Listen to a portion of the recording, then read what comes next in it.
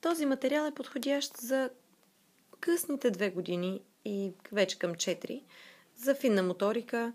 Много е интересно, когато предложите картички на децата, как се опитват да ги сложат вътре в плика.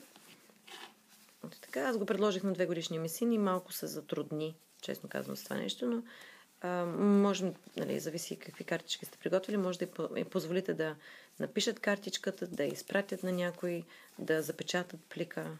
Това също е много хубаво упражнение, да се отлепва стикерчето, да се залепва плика, да се надписват. Това пак са практични от реалния живот умения. Слагаме вътре в плика или пък да се изваждат от плика също. Тук имаме 20 на картички, изваждане и слагане на картичките в плика и вече в малко по-късната възраст може да се надписват и да се преструваме, че ги изпращаме или дори наистина да ги изпращаме, може да ги включвате в реалния живот и да участват в пожеланията за приятели и членове на семейството за техните празници.